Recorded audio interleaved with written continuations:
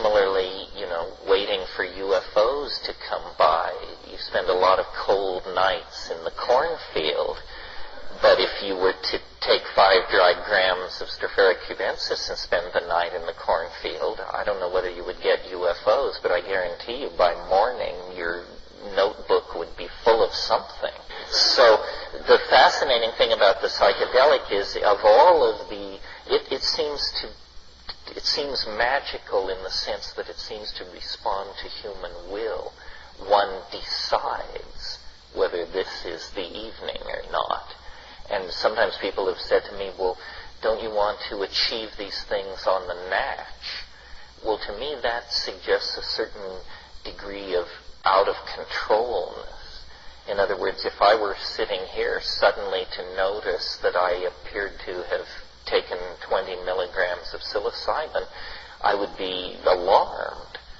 I would be concerned. I would want to know the casuistry of why I felt this way, whether somebody had dosed me at dinner or I was losing my mind or what was going on. On the other hand, if I had initiated the experience, I would be perfectly at ease with it and see the unfolding signposts and know what it was. It's a difference of sort of waiting in an attitude of the supplicant, the expectant supplicant, or being the hierophant with all the Faustian echoes that carries with it, and being able to call down the power or go up to the power at will. And that's a fantastic thing and a responsibility.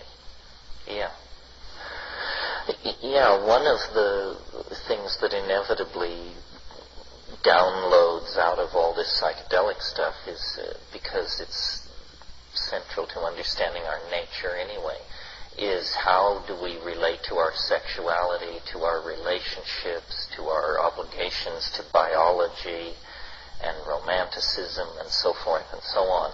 And you mentioned monotony, monogamy, and monotheism, or was that the one? Well, part of what happens with a career like mine is everything you ever say is taped. So then your ideas may change over time, but people will listen to an 8-year-old tape, a 6-year-old tape, and so you're like imprisoned or liberated, I haven't figured out which, because you must account for every opinion you ever held, even if you no longer hold it. The toughest thing to figure out is relationships. It is the yoga of the West, but it's harder than yoga. I'm 52 nearly, and I don't feel greatly wiser in this area than I felt at 24. And, I've had a marriage, I've had a divorce, I've been single, I've had long-term relationships, short-term relationships, on and on and on.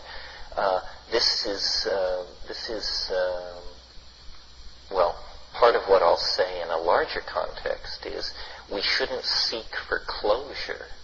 We shouldn't, part of what the psychedelic point of view represents is living a certain portion of your life without answers. Just accepting that certain dilemmas will never resolve themselves into some kind of a complete answer. That's why psychedelics are so different from any system being sold, from one of the great elder systems like Christianity to the latest cult out of Los Angeles. These cults, these cultic answers, always invariably provide a complete set of answers to life's dilemmas at the price of being absurd, but this doesn't seem to bother people. So part of what being psychedelic means, I think, is relentlessly living with unanswered questions. And this relationship thing, this is the heart of the alchemical furnace. This is where the coincidentia positorum is a fact in your life and my life. And I don't know whether psychedelics make it easier or harder. to come to terms with that. They certainly reveal its many facets with incredible and sometimes bewildering clarity. Yeah. It's a frustrating situation because the literature tells you that DMT occurs widely throughout nature, distributed through grasses, mammalian brain tissue, leguminous trees, rubiaceous plants. But when you actually go to try and get it out, you encounter two problems. Either it's spread very thin, or, and that's the, if it's spread thin by simply gross overwhelmment, you can get it out.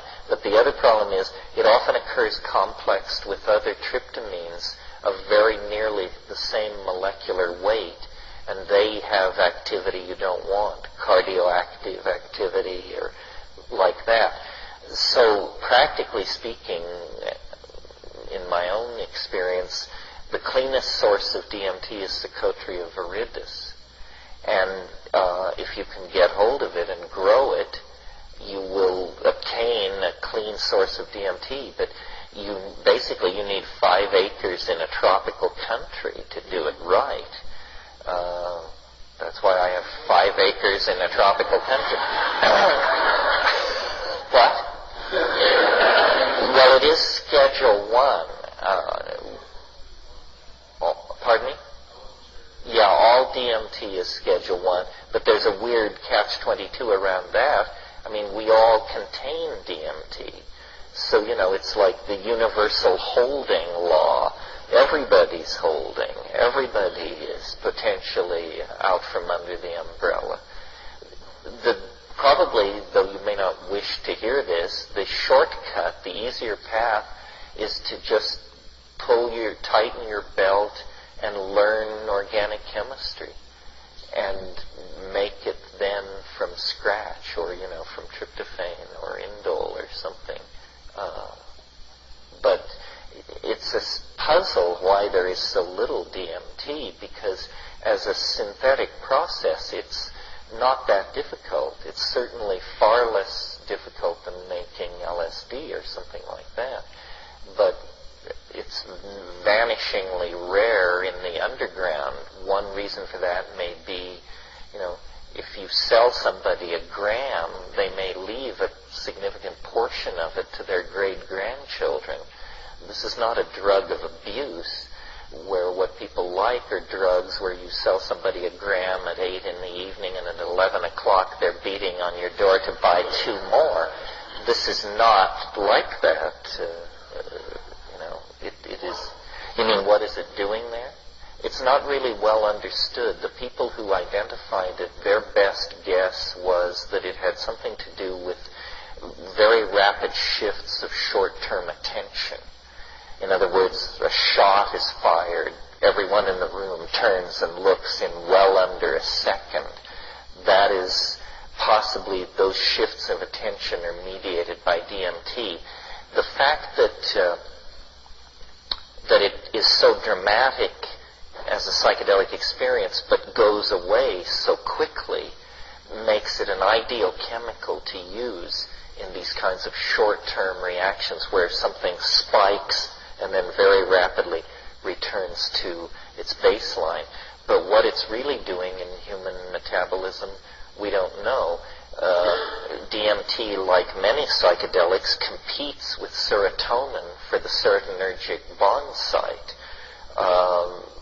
Interesting then that drugs like Prozac and Zoloft, these new antidepressants, they also relate to, though in a different way, the serotonergic system, one of the 4 major neurotransmitter systems that operates in the human brain.